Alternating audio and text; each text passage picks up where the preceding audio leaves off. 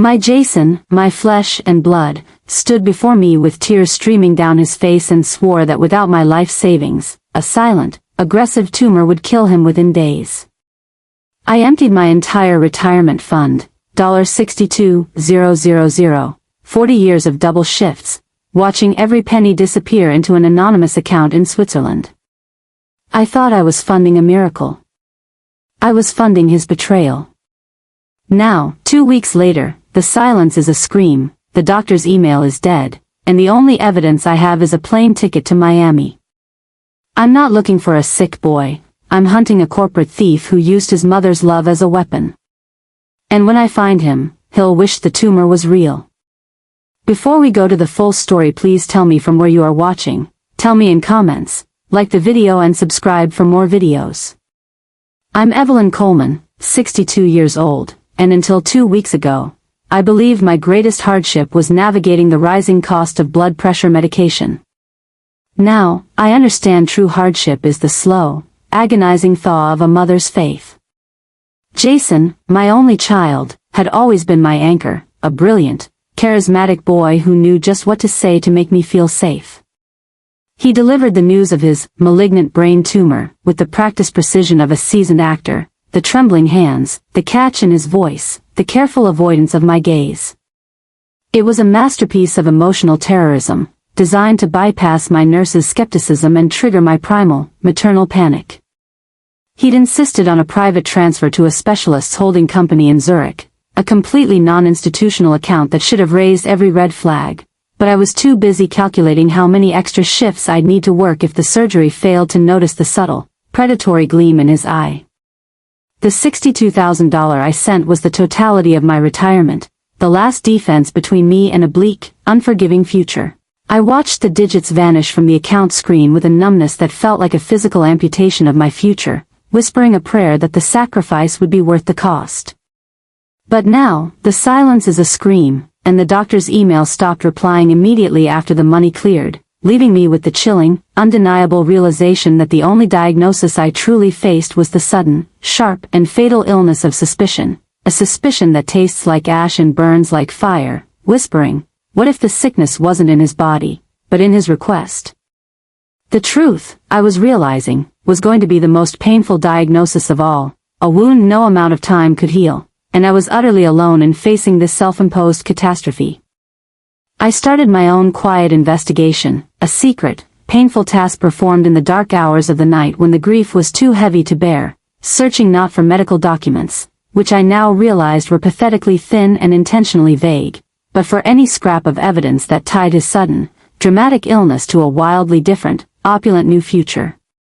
The first tangible crack in Jason's meticulous facade appeared not in a financial statement, but in a small, ridiculously misplaced item I found wedged behind his bedroom dresser, a glossy, high-end brochure for a luxury coastal community in Miami, filled with dazzling, sun-drenched images of infinity pools and yachts, a world away from the sterile, snow-dusted Alps where he was supposedly fighting for his very existence.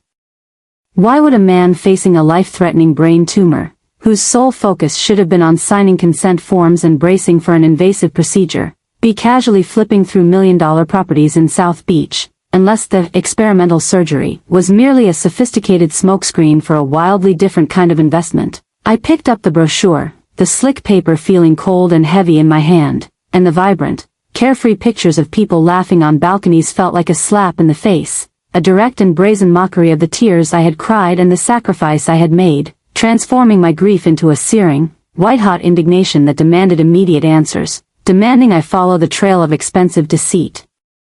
The fear for his health has now been violently replaced by a cold, dreadful certainty of his betrayal, and the sheer audacity of his plan, using my hard-earned retirement to fund a life of luxury and deceit, ignited a slow, simmering fire of maternal rage deep within my soul, a fire that promises to burn down every lie he has constructed, no matter the final, devastating cost to my broken heart, forcing me to recognize that I was now hunting my own blood.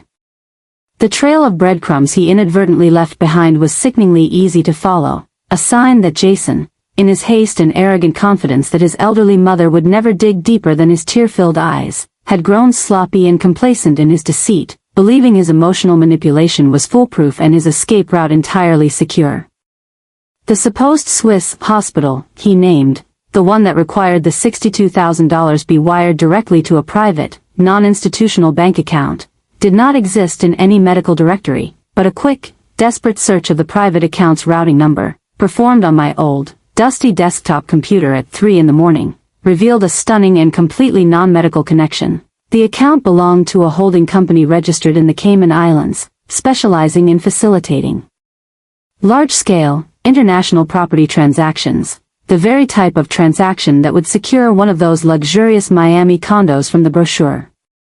The implication was sickeningly clear and overwhelmingly criminal. Jason hadn't just faked an illness. He had successfully executed a carefully orchestrated identity theft, securing not only a large sum of cash from me but also a whole new, untraceable persona, complete with documentation, credit history, and a plausible backstory that shielded him from whatever past or consequence he was running from. A depth of conspiracy that sent shivers down my spine and made me question if I had ever truly known the man I raised.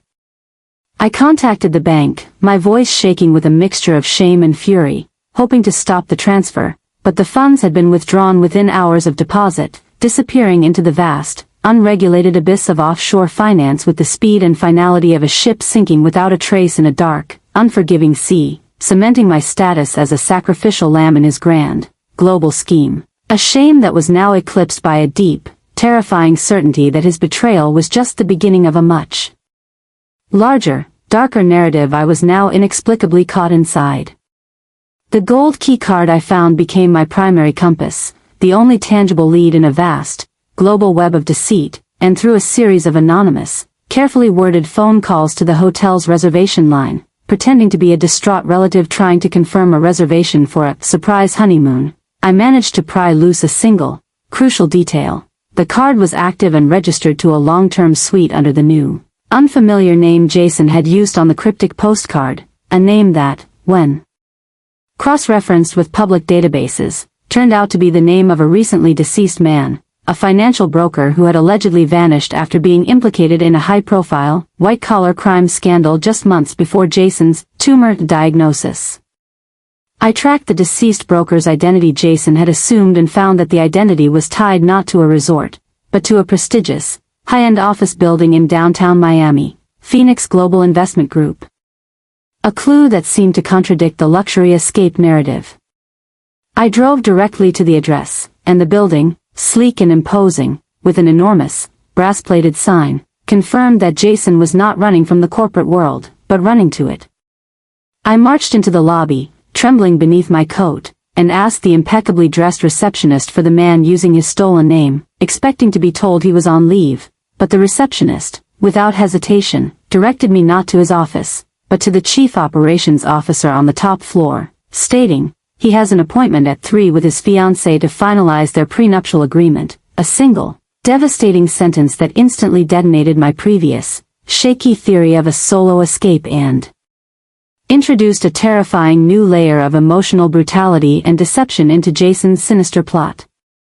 I stepped out onto the polished marble floor of the COO's office suite, the silence so profound it seemed to absorb all sound, and there, behind an imposing mahogany desk, sat a man who was undeniably Jason, but a Jason I didn't recognize, sharper, more ruthless looking, dressed in a bespoke suit that screamed old money and effortless power, the subtle, desperate boy who begged me for his life completely erased and replaced by a cold, calculating professional, a frightening transformation that confirmed the depth of his character assassination and the shocking success of his identity theft. Before I could even open my mouth, a strikingly beautiful woman with an icy blonde ponytail and a diamond that could choke a horse on her finger strode in from a side door, her smile radiant and completely oblivious, placing a possessive hand on Jason's shoulder, calling him darling, in a voice that was both melodic and deeply entitled, solidifying the sickening reality of their impending nuptials and my immediate, visceral need to expose the lie. But the true, paralyzing shock came not from the sight of my son's easy betrayal, but from the words she casually spoke to him before noticing me standing there, a silent, trembling specter of his past. Daddy's lawyers finalized the paperwork this morning, dear. You officially own the property in the Caymans now, she chirped, revealing that the offshore account I had traced, the one that swallowed my life savings, was not the final destination of my money, but merely an intermediary mechanism, a pass-through that laundered my $62,000 into an asset that Jason was now being gifted by his future father-in-law. A horrifying truth that confirmed the money was an ante for a new life built with a partner, someone who was not only complicit in his grotesque deception but whose wealth was the true target, and the sheer audacity of this revelation, that he had monetized my love and grief for a social climb, was a level of betrayal so profound it instantly eclipsed all previous fury, forcing me to realize the colossal nature of his crime, a betrayal that reduced my sacrifice to a pathetic, disposable transactional fee in his high-stakes corporate game, and solidified my resolve to destroy this opulent, undeserved new life. The woman, now spotting me, gave Jason a questioning look, her perfect features momentarily marred by a flicker of confusion, and Jason, in a move that demonstrated a horrifying lack of remorse, gave me a look of cold, clinical recognition, a subtle, almost imperceptible shake of his head that was meant to silence me, to convey a desperate, unspoken warning, "Don't ruin this." But the silent threat only served to sharpen my resolve. "I'm his mother," I stated simply, letting the weight of that title fall heavily on the pristine floor, a word that made the new name he was using sound instantly hollow and forged. The woman instantly turned on Jason, her face a mask of furious, disbelieving betrayal. Demanding he explain why he had hidden a life-threatening brain tumor from her and her influential, highly connected father, and Jason, finally breaking his silence, lashed out in a desperate, guttural whisper, not at his fiancée, but at me, the woman who gave him life. "Mama, please." I had to. "You don't understand," he pleaded, his expensive facade finally cracking, exposing the terrified, entitled boy beneath, and in that moment, seeing the sheer panic in his eyes, I knew the game was still not fully won, because there were still pieces of the story, layers of the deception, that I had not yet uncovered, a fundamental why that still eluded me. Before the escalating scene could attract unwanted attention from the security guards, the fiancée, grabbing her expensive handbag, rushed out, screaming that she was calling her father, the powerful global investor whose influence had clearly been key to Jason's new identity and position, and I knew that her father's involvement meant that my son wasn't just committing personal fraud. He had tangled himself up in a web of corporate deception and possibly, international money laundering, a revelation that instantly ratcheted up the stakes from a personal revenge mission to a matter of life and death. Realizing that the truth I held could not only destroy Jason, but potentially put me in danger from forces far more ruthless and organized than my own traitorous son. Fleeing the corporate chaos and retreating to a cash-only motel, I knew I was being hunted. The simple threat I had received over the phone, a chilling, anonymous voice saying, "We know who you are. The asset will be secured, and you will be neutralized. Stop looking for the one known as Jason," confirmed my worst fears. My son was an asset, a piece of stolen property worth killing for, and the silence I had broken made me a dangerous, unpredictable loose end. I focused my attention on the one anomaly I still held, a photograph I had snapped of Jason's desk showing a half-written letter addressed to a Dear E. Thorne in London, a name that didn't fit into the Miami corporate narrative.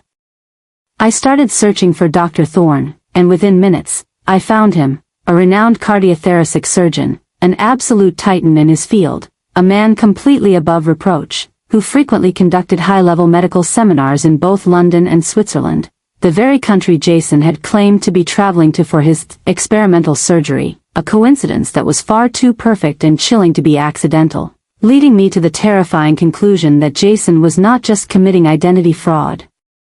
but was likely a fugitive from a medical or scientific institution, having stolen or compromised something far more valuable than my $62,000, a secret that truly jeopardized his life, and now, potentially mine. My mind raced, trying to connect the dots, the Swiss location, the eminent surgeon, the Cayman account, the corporate identity theft, and the sudden, desperate marriage, and the only coherent narrative that emerged was that Jason had betrayed not only me, but a powerful international medical research conglomerate. A betrayal so monumental it required him to essentially disappear from the face of the earth and hide behind the corporate veil of his powerful new father-in-law, a realization that made the entire situation infinitely more menacing. I tracked the letter's return address to an isolated cabin in upstate New York, a geographical anomaly that suggested Jason had spent a significant period of time hiding out there before making his grand entrance into the corporate world, an invisible chapter that held the key to his entire operation. The drive north was a blur of fear and determination, the anonymous threat echoing in my ears with a cold, terrifying finality, transforming every passing car into a potential assassin and every shadow into a lurking surveillance operative. When I arrived in the dreary, forgotten New York town, the post office box address led me not to a storefront or a public building, but to a small, isolated cabin deep in the woods, a classic hideout surrounded by thick, oppressive pine trees that seemed to actively shield it from the outside world, a place of profound solitude and desperate concealment. Cautiously, I approached the cabin, the old wooden floorboards creaking ominously under my weight, and the door, surprisingly, was not locked, swinging inward with a low, mournful sigh that seemed to welcome me into the scene of the crime. The interior was Spartan and temporary, clearly abandoned in a rush, but what it contained was not the detritus of a socialite or a businessman, but the sophisticated, sterile equipment of a medical researcher, complex computer models of human heart tissue, high-resolution microscope slides, and, most damningly, a series of handwritten notes and meticulously detailed diagrams, all bearing the official seal and logo of the renowned London cardiothoracic surgeon, Drive E. Thorne, confirming that Jason's time here was not spent in hiding, but in the intensive, highly illegal copying or completion of the very medical research he had claimed was trying to save his own life, a staggering betrayal of Dr. Thorne's trust and an act of scientific theft that explained the global nature of his subsequent flight, transforming my son into a full-fledged international corporate spy. The cabin also contained a hidden journal, tucked deep beneath a loose floorboard, a journal written not in Jason's familiar, elegant script, but in a frantic, almost illegible scrawl, detailing his increasingly desperate plan, revealing that he was working with another researcher, an insider at Dr. Thorne's institute, to steal the research on a revolutionary new cardiac device, a device worth billions, that Jason intended to leverage as his ticket to a new, lavish existence. But the final entry, scribbled just before he left for Miami, stopped me cold. I need more capital. Mama's money will work, but it's not enough. The only way out is to force the hand of the real owner. I have to marry her, a horrifying sentence that clearly established his fiancée's father as the true target, the man whose corporate power he sought to co-opt, and the fiancée herself as the tragic, unwitting collateral damage in his sociopathic scheme, forcing me to recognize that my son was not just a thief, but a highly dangerous, emotionally devoid mercenary, a fact that cut deeper than any physical wound, and demanded I take drastic action to stop the escalating, dangerous betrayal before it was too late for all of us. I called the only number I knew that was remotely connected to the dark web of this conspiracy, the encrypted email address that the surgeon had initially used, and surprisingly, the call connected instantly to a burner phone belonging to the insider at Dr. Thorne's institute, the co-conspirator who had helped him steal the cardiac research, a man now desperate, terrified, and undoubtedly on the run himself, a connection I would use to force out the final, agonizing truth that lay at the heart of Jason's desperate choices. In a quick, frantic exchange, the co-conspirator, desperate to buy his own freedom, revealed the ultimate truth that had been hidden in plain sight, a final, gut-wrenching piece of information that explained the entire tragedy. Jason hadn't just stolen the technology, he had volunteered himself as the first human test subject for the bioheart, an experimental procedure that was supposed to save him from a genuine, but small and non-fatal, congenital heart defect, a procedure he then corrupted by stealing the blueprints for the device itself, turning a genuine medical intervention into an international crime, transforming his life-saving operation into the very tool of his betrayal. This made him a walking, breathing piece of stolen property. The co-conspirator revealed the deepest secret, the true source of Jason's terror, the location of the spare activation key for the highly experimental device now implanted in his chest, a key that could either regulate the device or completely disable it, and he swore that Jason, in a moment of paranoid genius, had hidden the physical key inside a small, hollowed-out cavity in the one place he knew nobody would ever suspect or search, my own Bible, the one I had given him on his 18th birthday, the very book I had used to teach him about love, honesty, and moral obligation, a final, devastating act of mockery and profound psychological wounding that reduced me to a shaking, broken heap of grief and disbelief.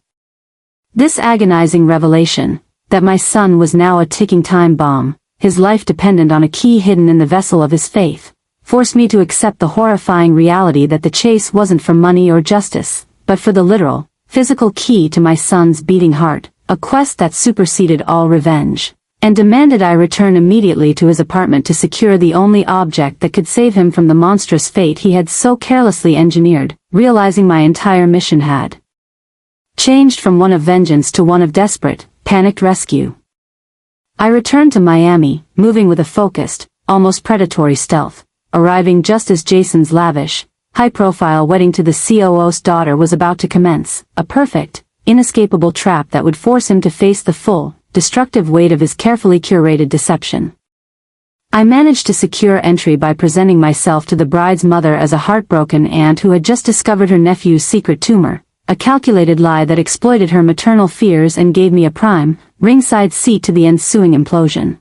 Just as the priest reached the climactic moment of the ceremony and Jason opened his mouth to utter the word, "I do," a commotion erupted near the dais. I had managed to slip a small, explosive device, a simple USB drive containing the full, undeniable digital dossier of his stolen identity and scientific theft, into the hands of a waiting caterer, with instructions to deliver it to the father of the bride, right now. The father, his face a shocking, blotchy red, stared at the drive and screamed, "Stop this wedding. You are not Jason Coleman, you worthless thief. You stole the blueprints for the new Thorn BioHeart, my biggest rival's technology, and you used my daughter to acquire Phoenix Global and sell it back to them, making her and me accessories to international corporate espionage." The sudden, shocking disclosure transformed the beautiful wedding into a gruesome crime scene, confirming that my son was not just a common thief, but a high-level, corporate mercenary who had manipulated his own mother to fund a conspiracy of unimaginable scope, a level of ruthless ambition that made him a mortal enemy to the richest and most powerful people in the world. The moment the father of the bride finished his furious denunciation, the heavily accented man near the exit, the one who had threatened me over the phone, made his move, his entire frame surging forward with a brutal, practiced efficiency that spoke of professional training and immediate, deadly intent, confirming his role as an operative sent by the shadowy forces of Dr. Thorne's rival organization. Before anyone could react, the operative reached Jason and delivered a single, sharp blow to his neck that instantly rendered him unconscious, the intended victim slumping lifelessly against the flower-adorned altar, a stunningly silent and efficient kidnapping unfolding in the midst of a spectacular social scandal. The ballroom erupted into immediate, panicked chaos, screams, fainting guests, and the sound of crashing champagne flutes, and I realized, with a horrifying, sickening lurch in my gut, that my carefully orchestrated plan for public exposure had inadvertently created the perfect, high-stakes cover for Jason's abduction, a direct and catastrophic consequence of my own desire for justice and retribution, transforming my desperate effort to expose him into the very mechanism that delivered him into the hands of his deadliest enemies. The operative, without breaking stride, slung Jason's limp, unconscious body over his shoulder like a sack of unwanted luggage and began quickly moving towards the nearest exit, disappearing into the stampede of terrified, fleeing guests, and I felt a wave of maternal horror wash over me, the rage that fueled my revenge instantly replaced by a deep, gut-wrenching realization. My son may be a criminal, a thief, and a profound disappointment, but he was still my son, and he was now in the custody of people who clearly intended to extract the stolen asset from him, possibly through means that would render him entirely unrecognizable, or worse. I knew the chase wasn't for money or justice, but for the literal, physical key to my son's beating heart, forcing me to return immediately to his apartment, the only path that might, just might, lead to a flicker of his true self emerging from the wreckage. I slipped out a side door, avoiding the immediate lockdown the police were imposing, and headed back to the motel room, knowing I had mere minutes before the powerful father of the bride would leverage his connections to have me tracked down and interrogated, or worse, have me disappeared entirely, a potential scapegoat for the corporate espionage Jason had masterminded under his own roof. I packed my meager belongings, the gold resort key card, the original Cayman Islands transfer receipt, and the cryptic letter to Dr. Thorne now serving as my final, desperate tools, realizing that I was the only person left in the world who knew the full, terrifying scope of his betrayal, and the only person who possessed the emotional history and familial connection necessary to predict his actions and possibly, if I was fast enough and ruthless enough, save him from the monstrous fate he had so carelessly engineered. The forces hunting him were organized, ruthless, and operating outside the law, and I, a 62-year-old nurse who should have been enjoying her retirement, was now a solitary, frightened operative in a high-stakes global spy game, driven by a primal, fierce maternal need that superseded all fear, a desperation I knew would be my greatest strength, and my ultimate downfall, depending on how the next few hours played out, forcing me to drive through the night with a terrifying new resolve. I drove through the night, fueled by strong, black coffee and sheer terror, finally reaching Jason's abandoned apartment in the early hours of the morning, knowing that the men who had just kidnapped my son would soon realize I was the only other person privy to the key's location and would be closing in fast.